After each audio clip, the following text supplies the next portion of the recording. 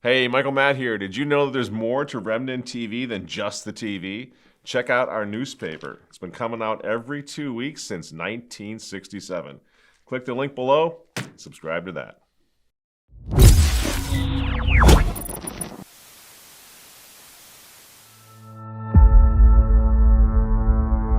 Summorum Pontificum, by which Pope Benedict XVI restored the traditional Mass. It was deeply flawed because it put the new Mass and the traditional Mass on the same level. We'll have a show on that again sometimes. But despite the fact that it was flawed, it also restored the traditional Latin Mass to the altars of the Catholic Church, and more importantly, in a way, for this conversation, it massively backfired because it united the clans of Catholic faithful tradition like nothing else ever had since Vatican II, since the close of the Second Vatican Council. That's the problem here. And I have a hunch that Francis really, he's not a liturgist, he's not a theologian, he doesn't care which Mass we attend. Francis is a consummate politician. That's what he cares about. He's indebted, he is in bed with the globalists who are building a new world order. So he doesn't really care about the Latin Mass so much as he cares about the political ramifications of a resurgence of faithful Catholicism throughout the whole world. That's what he cares about. That's what he's crushing. And a quick way of saying that is what he cares about, friends, is the clans. Uniting the clans. He cares about the movement. That's what they have no answer for. Their entire church is in disarray. In the middle of all this rises up this movement of united clans, faithful Catholics who have not been deceived and who will not be deceived. That's the counter-revolution, friends. Blessed by God. They're trying to blow us apart right now because of it. Because they're afraid of the clans uniting. And friends, we got to make sure they fail. So I'd ask you, please, in conclusion tonight, listen up. This is something we can all do. Last week I talked about the traditional Latin Mass. It is the bedrock of the counter-revolution. It must survive, even if it has to go underground. But that doesn't mean that everyone who doesn't have access to it is suddenly left out in the cold of this movement to restore sanity in Christ to the world, right? If you don't have access to the Latin Mass, you're not on the outside of this.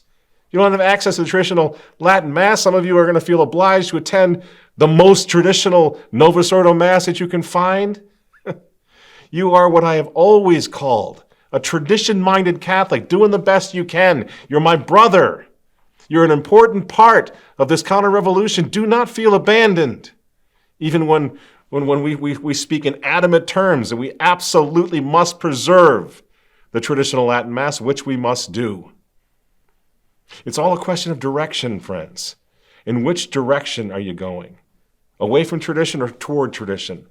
In which direction is that nice little priest down the street you were so happy to find because he still prays the rosary, he still loves Our Lady, he still has the devotions, he's interested in the Latin Mass, he's saying the new Mass still because he doesn't know the whole story yet. In which direction is he going? If he's going towards tradition, towards us, towards our side of this battlefront, embrace him. Encourage him to keep coming. Don't tell him, you're not good enough, you're not saying the Latin Mass, get out of our life, be gone Satan. That's not what this is about. And I've spoken down here many times about an old, beautiful friend of mine, friend of my father's.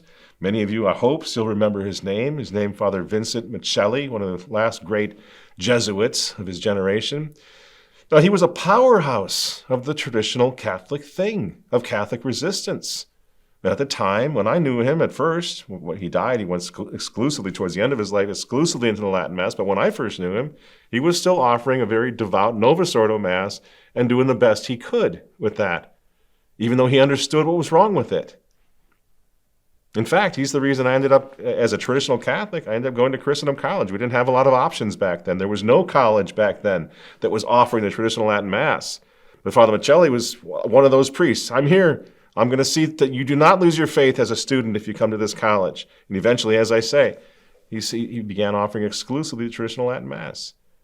Another one is Father John Buchanan. For some people might remember that name, a great priest, military chaplain from here in St. Paul, Minnesota. Another one who wrote for this paper, the Remnant newspaper, for my father, every 2 weeks, and he was a champion of the traditional Catholic counter-revolution, just like Father Chalatus. The reason I'm opening this paper up, we got a new remnant off the press, and on the back page of every issue, there is a column called The Last Word, written by a friend of mine who goes by the name of Father Chalatus.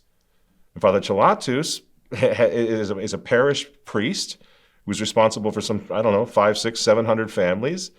He's been moving towards tradition for many, many years, but guess what? He still offers the new Mass. He tries to do it ad orientem. He does the best he can with his new Mass to make it more like the traditional Mass. As he says, the traditional Mass also every day, or has it said in his parishes.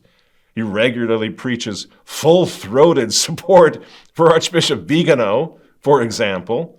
He's a champion of the traditional Catholic movement. Should we ostracize him because he's not saying exclusively the Latin Mass? Even though those who attend his Novus Ordo Mass are coming in droves into the traditional Latin Mass because of the fact that he is a tradition-minded priest. Friends, we cannot let them divide us from such priests and from faithful and even bishops. These are fellow travelers. And this is a terrible, terrible time of upheaval in the church. We need every man on deck. Every man on deck. We have many, many more friends than we may think.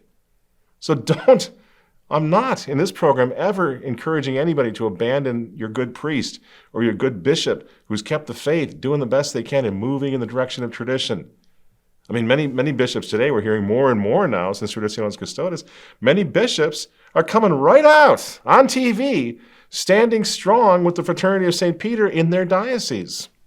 Have those communities embracing that extraordinary form of the liturgy, has it caused any division and disunity in your archdiocese?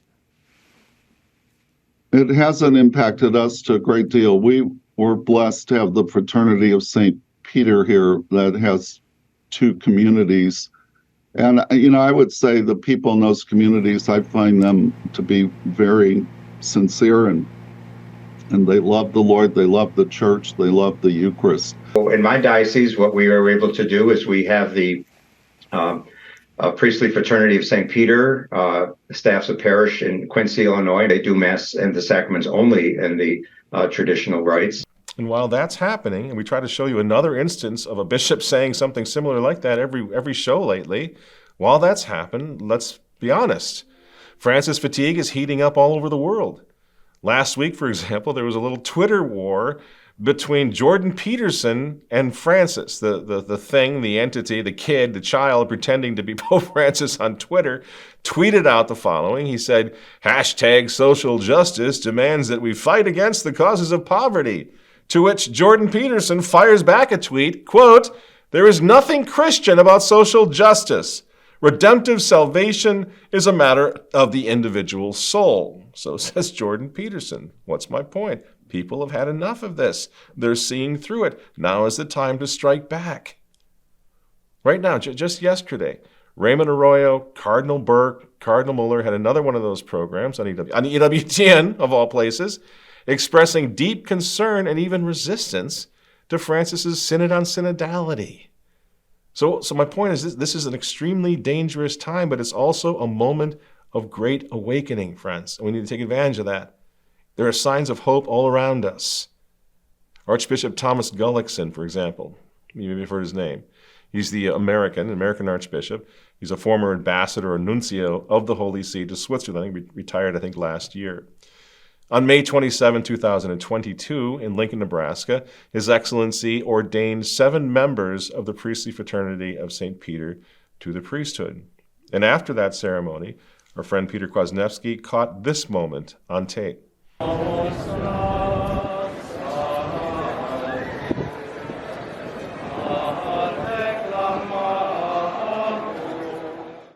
Now, why do I bring up this Archbishop? In May, I will be walking the pilgrimage to Chartres in France for the 30th time. This year, I have had to turn away so many pilgrims. We could have done 500 pilgrims in that U.S. chapter. Unfortunately, many of you, we had to turn back. But as it is, we're going to have 110 American Catholics walking on from Paris to Chartres in that U.S. chapter, joining thousands. But included in our chapter are going to be prominent leaders of this movement whose names you know quite well. John Henry Weston, for example. Taylor Marshall will be there. Dr. John Rao. So we'll be walking then, all of us, in honor of Christ the King and to express fealty to the Mother of God and, of course, to the traditional Latin Mass. The theme this year on this pilgrimage is our Lord's own words, "I will be with you always, even unto the consummation of the world." Now, what's my point? On Pentecost Monday, there will be a solemn, high, pontifical, traditional, obviously Latin Mass, celebrated for 20,000 pilgrims from all over the world, Pentecost Monday, inside Notre Dame de Chartres Cathedral, the great Chartres Cathedral. This will be, hands down, the most prominent, most public, largest traditional Catholic Mass in the world this year. And guess who will be celebrating that traditional Latin Mass? Archbishop Thomas Gullickson. God bless him, because it takes courage. My point, this is not over, friends. This war is not over. It's just getting started. This is a holy cause that will never die. It's already proved that. It's lived through the worst that the revolution had to offer. Today, it's stronger than it's ever been. It's so strong that Pope Francis is doing everything he can. Pope Francis the modernist, doing everything he can to crush it. And Archbishop Gullickson now on his blog, he recently summed the cause up like this. He says, "At a point, the fuming and railing against us and against the traditional Latin Mass will subside or stop altogether. It has to, for we have a world to claim for Christ. All else is less than to the point." And that's it, friends. That's it, and that's everything. We have a world to claim for Christ, and that's all that matters. It's just, it applies to everything. Nothing changes for us. We just need to breathe. Breathe and believe. Don't let them shut you down. All the fear tactics, all the new orders, the traditionis custodes injustices, the nonsense, the great resets, the stupid synods, it's all just stuff and nonsense for those of us who truly believe that we have a world to claim for Jesus Christ.